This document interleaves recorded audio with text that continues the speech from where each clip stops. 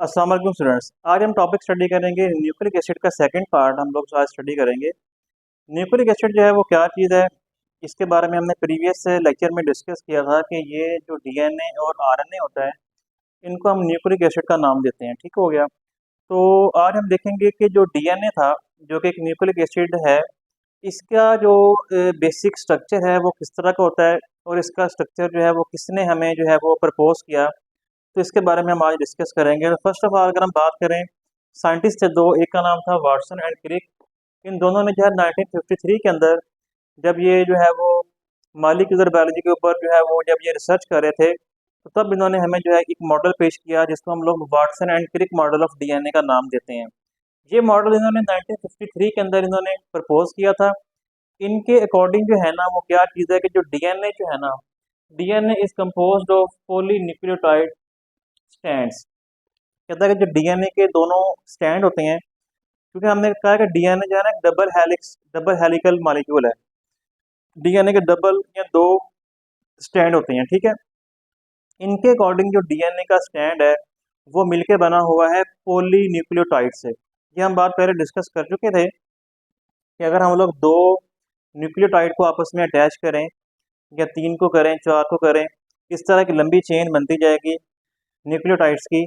उस लंबी चेन जो होगी हमारे पास, न्यूक्लियोटाइड्स की जो चेन होगी, उस चेन को हम बोलते हैं पोली न्यूक्लियोटाइड। क्योंकि पोली का मतलब होता है मैनी, और न्यूक्लियोटाइड का मतलब होता है न्यूक्लियोटाइड, जो हम पढ़ चुके हैं इसका स्ट्रक्चर। यानी कि ऐसी चेन जिसके अंदर बहुत सारे जो न्यूक्लियोटाइड्स हैं वो अटैच हों, वो लगे हुए हों, तो उसको हम बोलते हैं पोली न्यूक्लियोटाइड।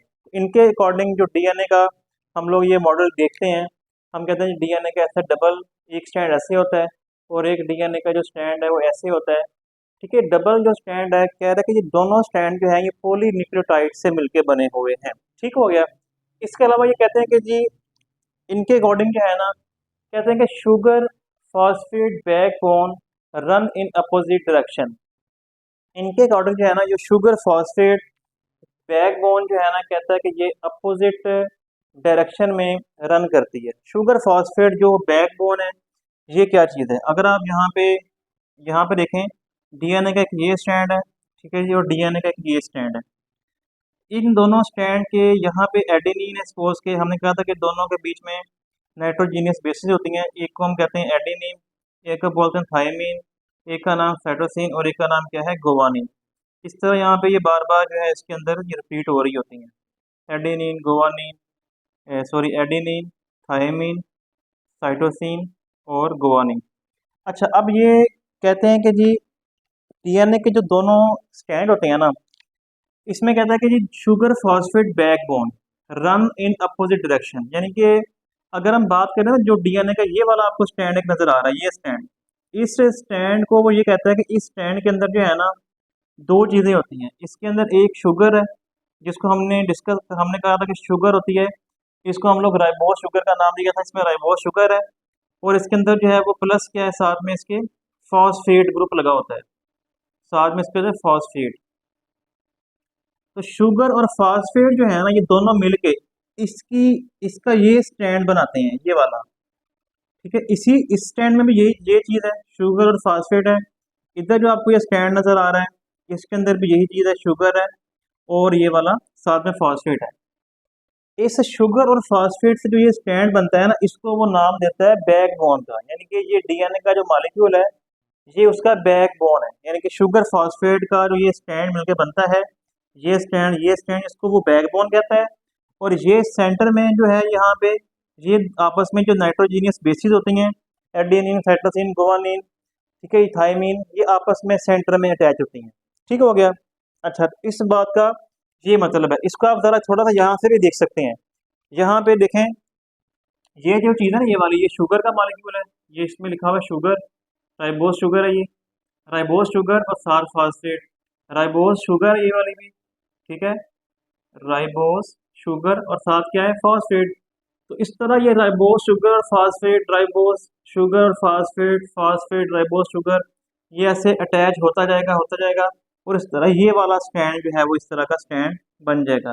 तो डीएनए के जो दोनों स्टैंड होते हैं, उसके अंदर शुगर भी है और फॉस्फेट भी है। और इसी स्टैंड को वो क्या नाम देता है, इसको वो बैकबोन का नाम देता है। ठीक हो गया।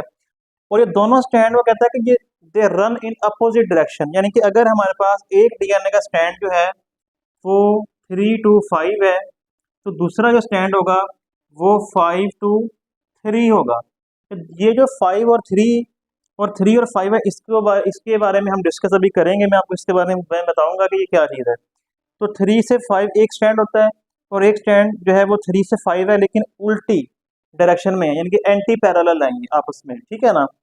तो ये चीज़ इसके अंदर आपको मिलेगी डीएनए के अंदर। इसके अलावा आपको जो है इसके अंदर इसमें लिखा है कि 2 स्ट्रैंड्स, जो दोनों डीएनए के स्टैंड हैं, 2 strands are held together by hydrogen bonds between the nitrogenous bases, यानी कि जो दोनों स्टैंड है इनके आमने सामने क्या है, नाइट्रोजीनियस बेसिस हैं, और ये दोनों जो नाइट्रोजीनियस बेसिस हैं आपस में अटैच हैं with the help of hydrogen bonds. ठीक है, हो गया। अच्छा, अगर आप बात करें कि एडेनिन जो है, एडेनिन और थायमीन, इनके बीच में डबल बॉन्ड होता है, दोनों बॉन्ड हाइड्रोजन बॉन्ड है। साइटोसिन और गुवानिन, इनके दरमियान जो है वो ट्रिपल बॉन्ड होता है, और ये भी हाइड्रोजन बॉन्ड है। अच्छा, इसके अलावा अगर हम बात करें, nucleotide backbone held together bye फास्फोडाइएस्टर bond. अब जो ये बैकबोन जिसमें हमने कहा जिसमें शुगर और फास्फेट होता है ना, शुगर और फास्फेट की जो बैकबोन जिसको हम नाम दे रहे हैं, ये वाला शुगर फास्फेट, फास्फेट शुगर, ये हमारे पास कह रहा है बैकबोन है। ये बैकबोन जो है ना आपस में कह रहा है किस तरीके से अटैच है, ये फास्फोडाइएस्टर बॉन्ड के जरिए अटैच है। यानी कि आप यहाँ पे देखें, यहाँ पे इसका यहाँ पे 1 2 3 कार्बन नंबर 3 है, इसके साथ यहाँ पे फास्फेट लगा हुआ है। यहाँ पे इसका यहाँ पे ना होता है ऑक्सीजन, इसका ऑक्सीजन होता है, इसका फास्फेट होता है। तो ये तो यानी कि इसमें जो ये फास्फेट के जरिए यहाँ पे फिर फास्फेट आ गया, इधर फास्फेट आ गया, इधर फास्फेट आ गया, यहाँ पे फिर एक जो है वो हमारे पास ये वाली राइबोस शुगर आएगी। ठीक है ना, राइबोस शुगर इस तरह का मॉलिक्यूल होगा, और फिर यहाँ पे फास्फेट आपस में अटैच हो जाएगा। तो इस तरह जो ये फास्फेट बार बार इसकी जो अटैचमेंट हो रही है, इसको बोलते हैं फास्फोडाइएस्टर बॉन्ड। ठीक है ना। तो ये हमारे पास कह रहा है कि जो ये जो इसकी बैकबोन है, ये बैकबोन आपस में अटैच है इस फास्फोडाइएस्टर बॉन्ड के जरिए, इसको बोलते हैं फास्फोडाइएस्टर बॉन्ड। ठीक हो गया। अच्छा, इसके अलावा कह रहा है कि जो हमारे पास ठीक है, ये हो गया। अब हम इसमें यहाँ पे जो है ना इसको देखते हैं, यहाँ पे इसका क्या इसने स्ट्रक्चर दिखाया है, मॉडल ऑफ डीएनए जो है ना, वाटसन एंड क्रिक ने के अकॉर्डिंग क्या है। यहाँ पे देखें, ये जो है ना थायमीन है, नाइट्रोजीनियस बेस है, शुगर है, सर फॉस्फेट है। अब जो थायमीन है ना, ये दूसरी तरफ जो है ना, यहाँ से लेके ये जो डबल रिंग आपको नजर आ रहा है, ये जो है वो यहाँ पे आपको राइबोस शुगर नजर आ रही है, और यहाँ पे आपको फॉस्फेट नजर आ रहा है। ये यहाँ से लेके यहाँ तक एक न्यूक्लियोटाइड है, यहाँ तक, और यहाँ से लेके यहाँ तक ये दूसरा न्यूक्लियोटाइड है, यानी कि ये ऐसे है, ये एक चीज, दो और तीन, ये तीनों मिलकर क्या बना रहे हैं, 1 न्यूक्लियोटाइड। अब इसकी बैकबोन में शुगर और फास्फेट है, सेंटर में क्या है, थायमीन है, और उस तरफ डबल रिंग वाली कौन सी बेस है, नाइट्रोजनस बेस एडेनिन है। एडेनिन और थायमीन के बीच में क्या है, डबल बॉन्ड है। ओके। अब आप नेक्स्ट ये देखें कि अगर ये जो है ना शुगर का मॉलिक्यूल, ये अगर ऐसे है ना, तो इसके सामने जो दूसरी तरफ शुगर का मॉलिक्यूल है वो इसके उल्टा है, इसको बोलते हैं एंटी पैरेलल। ठीक है ना, यानी कि ये मॉलिक्यूल इसके उलट है। यहाँ पे आप देख सकते हैं ये सीधा है, ये मॉलिक्यूल जो है इसके में यहाँ पे इसको इन्वर्ट हो गया है, इसमें जो है वो अपोजिट इंटरेक्शन इसकी हो गई है। और इस तरह ये भी ऐसे ही है, आपस में इनकी अटैचमेंट हो गई। फिर यहाँ पे देखें, एक और हमारे पास न्यूक्लियोटाइड का मॉलिक्यूल है, ये हमारे पास जो है वो सपोज का साइटोसिन है, सिंगल रिंग है, साथ इसके राइबोस शुगर है, साथ फास्फेट है। दूसरी तरफ देख लें, गुआनिन है इसके साथ, बीच में ट्रिपल बॉन्ड है, इसको ये तीनों बॉन्ड हाइड्रोजन बॉन्ड कहलाते हैं। और ट्रिपल बॉन्ड के साथ यहाँ पे अगर आप देखें, तो ये भी हमारे पास राइबोस शुगर है। तो राइबोस शुगर यहाँ पे क्या है, ये भी इसमें जो है वो उलट है। ठीक है ना, तो इस तरह ये इसकी अटैचमेंट होती है। तो इस तरह ये जो है ना, ये इस तरह स्टैंड बनता जाएगा यहाँ पे डीएनए का, और एक तरफ यहाँ पे ऐसे डीएनए का जो है वो स्टैंड बनता जाएगा इस तरफ। ठीक है ना, यानी कि अगर आप इसको वैसे देखें तो हम ऐसे इसको ऐसे भी देख सकते हैं कि डीएनए का स्टैंड इस तरह हेलिकल होता है, एक स्टैंड ऐसे बनता जाएगा, और एक स्टैंड जो है वो ऐसे बनता जाएगा। ठीक है ना, और इनके बीच में अगर आप देखें, ठीक है जी।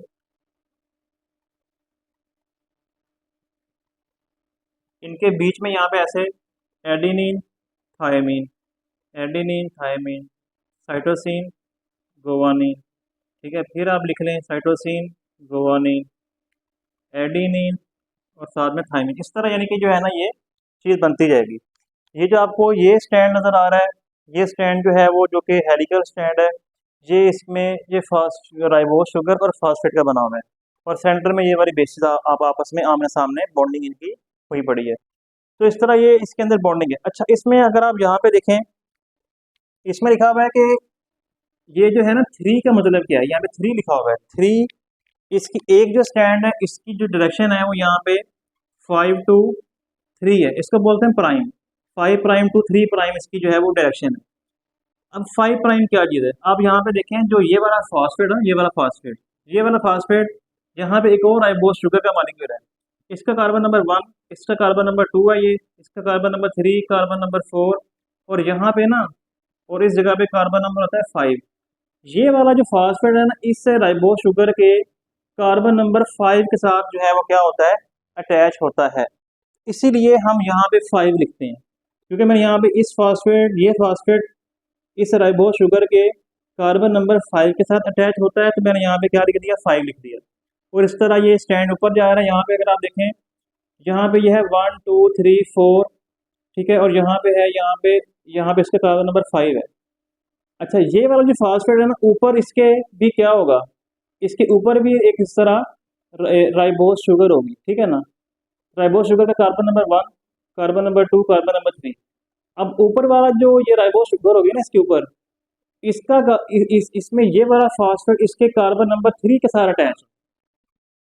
बात समझ लगी कि नहीं आपको? ये वाला जो फास्फेट है, ये ऊपर वाला जो राइबोस शुगर के कार्बन नंबर 3 के साथ अटैच है, तो मैंने यहाँ पे क्या लिख दिया, 3 लिख दिया। तो ये असल में इस कार्बन की जो पोजीशन होती है ना, उसको जाहिर करता है कि फास्फेट जो है किस कार्बन, राइबोस शुगर के किस कार्बन के साथ जो है वो अटैच है। तो इधर 5 लिख दिया, इधर 3 लिख दिया, इधर भी ऐसे ही है।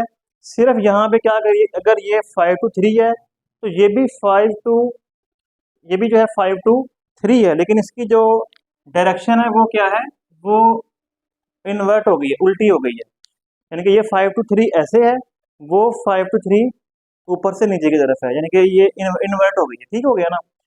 तो इसमें भी ये 5 का मतलब ये है कि इसका वाला ये वाला फास्फेट होगा, ऊपर वाले के साथ जो है वो कार्बन नंबर 5 के साथ अटैच होगा, और यहाँ पे कार्बन नंबर 3 के साथ अटैच होगा, बिल्कुल ऐसे ही, सिर्फ पोजीशन को आपने बदल देना है, ठीक हो गया ना। तो इस तरह जो है डीएनए का मॉलिक्यूल बनता जाएगा। इसी चीज़ को हम कहते हैं कि यही चीज़ हमें जो है वाटसन एंड क्रिक ने बताई थी कि ये मॉडल जो है वो डीएनए का इस तरह का होता है। तो इसको आपने अच्छे तरीके से मेमोराइज कर लेना है।